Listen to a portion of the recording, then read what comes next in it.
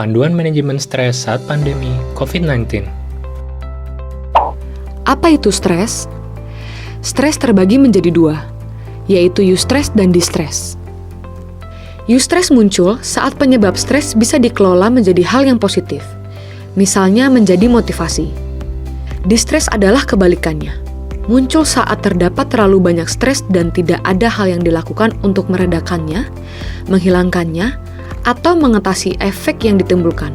Bentuk distress yaitu kecemasan berlebihan sampai dengan depresi. Inilah yang bisa berbahaya. Stres akibat pandemi COVID-19 secara general.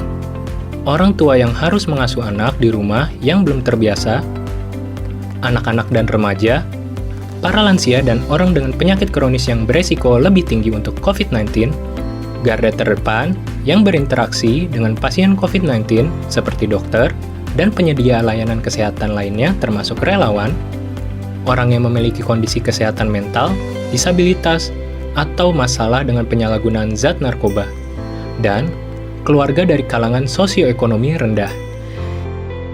Manajemen stres adalah berbagai cara yang digunakan seseorang untuk mengurangi dampak buruk dari pengalaman stres yang dirasakan, agar tidak menjadi distres atau kecemasan hingga depresi. Hal yang dapat kita lakukan untuk mengelola stres pada diri sendiri. Upayakan tetap di rumah saja. Ambil jeda dan menjauhi berita negatif soal COVID-19.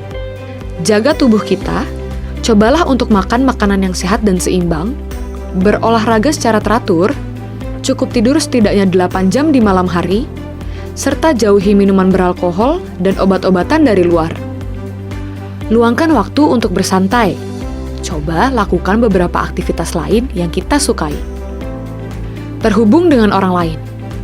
Curhat pada orang yang dipercayai tentang kekhawatiran dan bagaimana perasaan kita.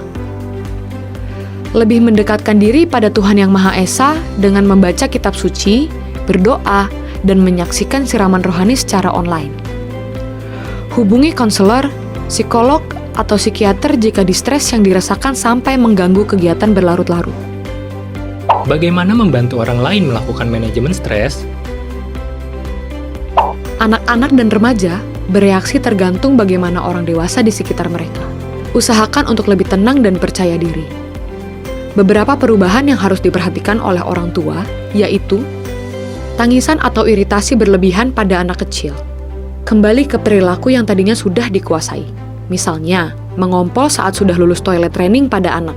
Kekhawatiran atau kesedihan yang berlebihan. Kebiasaan makan atau tidur yang tidak sehat. Perilaku lekas marah dan bertingkah pada remaja. Menghindari sekolah. Atau dalam hal ini, saat diminta mengerjakan tugas sekolah secara online. Kesulitan memusatkan perhatian dan berkonsentrasi. Tidak tertarik dengan apapun, menyendiri, atau muram. Sakit kepala yang tidak jelas sumbernya, atau sakit tanpa sebab, penggunaan alkohol, rokok, atau obat-obatan lainnya. Tips untuk orang tua. Jawab pertanyaan dan berikan fakta COVID-19 dengan cara yang bisa dipahami anak atau remaja. Yakinkan bahwa mereka aman bila tetap di rumah saja.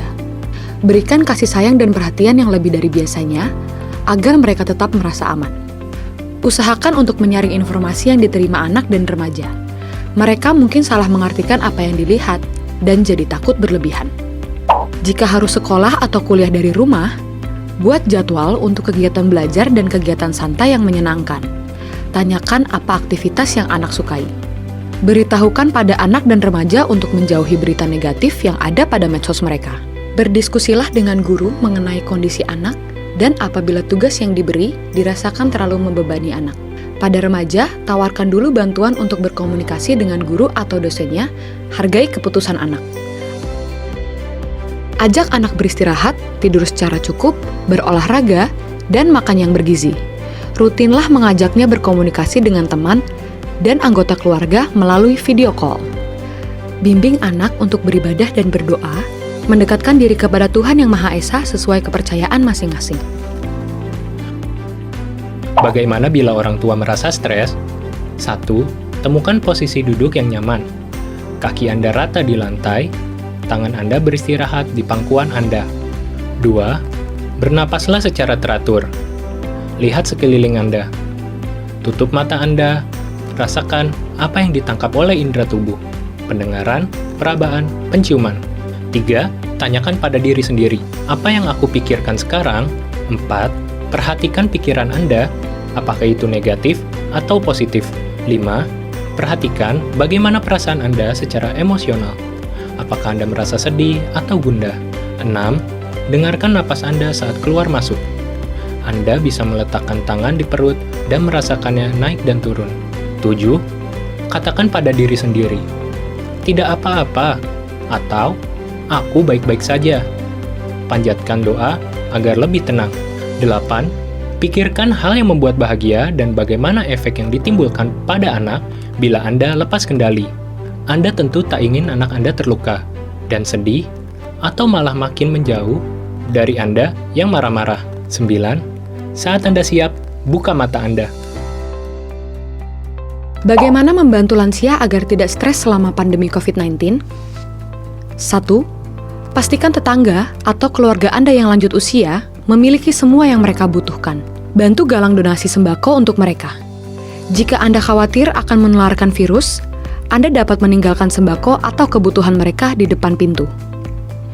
2. Bantulah mereka mengenal metode komunikasi digital. Ajarkan untuk menggunakan handphone. Rutinlah telepon untuk menanyakan kabar mereka. 3. Dorong aktivitas dan gerakan. Pastikan lansia memiliki apa yang mereka butuhkan untuk terus menjalankan hobi dan minat mereka. Misalnya, benang wol jika hobi merajut. 4. Edukasikan mengenai pandemi COVID-19 dan apa yang bisa mereka lakukan untuk melindungi diri mereka sendiri. 5. Untuk kerabat atau orang tua yang sudah lansia, upayakan tetap ada yang menemani. Tips berhemat agar tidak stres di kemudian hari. 1. Cari tahu informasi sedetail mungkin tentang aturan atau kebijakan yang telah dirilis oleh pemerintah termasuk perusahaan tempat bekerja. 2. Atur pengeluaran Anda. Pilihlah pengeluaran yang bersifat penting. Memasak dibandingkan membeli akan jauh lebih hemat. 3. Langsung bayar listrik, air, dan internet. 4. Siapkan uang tunai. Terlebih, kita tak disarankan untuk selalu keluar rumah. Sediakan uang tunai cukup banyak untuk membeli makanan atau kebutuhan lain di toko dekat rumah dan sebagai dana darurat. Simpan uang tersebut di tempat yang sulit dijangkau anak dan selalu cuci tangan dengan sabun habis memegangnya. Distance education. Tips mengajar dari rumah untuk guru atau dosen. Buatlah jadwal check-in bagi siswa atau mahasiswa. Atur waktu yang pas, bisa mengikuti jadwal yang memang ada sebelumnya, dan minta mereka untuk menyiapkan pertanyaan yang akan diajukan. Sebaiknya membuat chatting group sesuai mata pelajaran atau kuliah. Manfaatkan aplikasi video conference yang bisa diakses orang banyak sekaligus. Atur area kerja senyaman mungkin. Hindari bekerja dari kasur atau sofa yang terlalu empuk. Adakan kuis secara online. Usahakan untuk lebih komunikatif dari biasanya. Ajak siswa berdiskusi tentang kondisi mereka saat ini, karena bisa saja mereka mengalami kesulitan mengakses internet dan lain sebagainya. Berinisiatif untuk bertanya akan membuat mereka lebih terbuka dan menghindari hambatan pada proses mengajar ke depannya. Untuk mahasiswa, yuk simak tips produktif di rumah aja. 1. Konsumsi makanan sehat. Pastikan mengonsumsi makanan sehat dan bergizi yang rendah lemak, cukup karbohidrat, serta tinggi serat, protein, dan vitamin. Kurangi penyedap dan zat aditif lainnya. Lebih baik bila memasaknya sendiri. Plus, minum air putih minimal 8 gelas per hari. 2. Buat to-do list prioritasmu. Buat skala prioritas tugas agar semua tetap selesai on time dan tak jadi deadlineer. Atur alarm untuk mengikuti semua jadwal perkuliahan online agar tak terlambat. Lebih bijak menghemat kuota dengan membatasi penggunaan medsos untuk keperluan belajar online. 3. Temukan hobi produktif. Kamu bisa baca-baca lagi buku yang sudah dibeli, tapi belum sempat diselesaikan. Atau mengulik hobi lama, asal tetap positif. Bagi mahasiswa tingkat akhir, coba baca beragam literatur secara mendalam. Jangan lupa, jadwalkan pertemuan dengan dosen pembimbingmu. 4. Coba aneka olahraga sendiri, seperti plank, squat, push up, atau senam kardio. bisa lihat tutorialnya di YouTube. Di rumah aja pun harus olahraga. Lengkapi dengan berjemur di pagi hari untuk mendapatkan vitamin D gratis. 5. Tidur teratur dan cukup. Usahakan tidur dan bangun di waktu yang sama, seperti kalau kamu kuliah agar jam biologismu tak terganggu. Idealnya minimal 7 jam tiap hari. 6. Jaga kebersihan diri dan lingkungan. Jangan lupa mandi dan bebersih kosan atau rumahmu agar tetap sehat. Buka gorden saat siang hari agar sinar matahari bisa masuk. 7. Stay connected. Manfaatkan aneka aplikasi video call untuk tetap bertukar cerita dengan sahabat dan berkonsultasi dengan dosen pembimbing akademikmu atau para dosen lainnya saat ada pelajaran yang sulit dipahami. Kamu pun dianjurkan mendengarkan ceramah atau siraman rohani secara live streaming agar batin tetap tenang. Berdoa juga bisa sangat membantu. Mental health matters. Ketika merasa terjebak dalam ketakutan akan apa yang mungkin terjadi, cobalah untuk mengalihkan fokus kita ke hal-hal yang dapat kita kendalikan. Bagaimana caranya? Upayakan untuk selalu di rumah. Hindari berpergian keluar rumah karena kita bisa tertular dan menjadi pembawa virus atau carrier walaupun tidak menunjukkan gejala. Saat ini kita diwajibkan menggunakan masker non-medis seperti masker kain sebagai bentuk pencegahan bila akan keluar rumah untuk mengurangi risiko penularan. Ganti setiap 4 jam sekali. Pemerintah telah membuat hotline bernama covid.19.go.id untuk memberikan informasi seputar virus corona yang valid. Bantu putuskan rantai penyebaran COVID-19. Seringlah mencuci tanganmu. Lebih baik menggunakan air mengalir dan sabun antiseptik ya. Kamu bisa pakai hand sanitizer atau tisu basah antiseptik bila tak bisa menemukan sumber air. Terapkan social distancing. Jaga jarak setidaknya 1 meter dengan orang lain. Hindari kumpul-kumpul dulu seperti rapat, nobar, ngopi-ngopi, dan lain-lain. Hindari menyentuh sekitar wajahmu. Tanganmu bisa jadi sudah menyimpan virus. Menyentuh wajah bisa membuatmu auto terinfeksi. Kamu batuk, pilek, sulit bernapas, dan atau demam?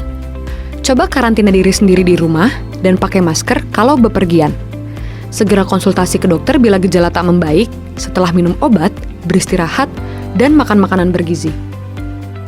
Bagaimana prosedur yang harus dilakukan sebelum masuk ke rumah bila terpaksa keluar? 1. Pastikan tidak mengenakan alas kaki. Lepas alas kaki sebelum masuk pintu rumah. 2. Hancurkan masker sekali pakai untuk mencegah penyalahgunaan pihak tak bertanggung jawab. Bila menggunakan masker kain, cuci segera sampai bersih dengan deterjen. 3.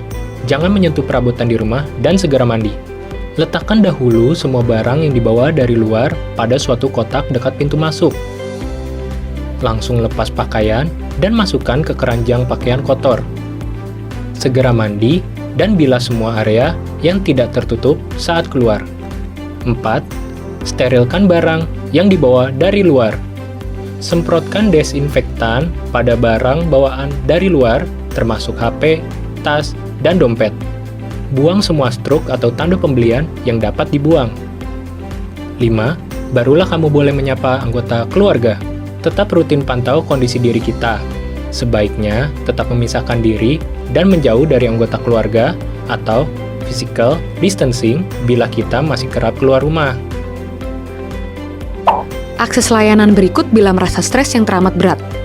Silahkan menggunakan link di bawah ini untuk mendapatkan layanan psikologi COVID-19. Gugus Tugas Layanan Psikologi COVID-19 PP HIMSI. Stay safe and healthy.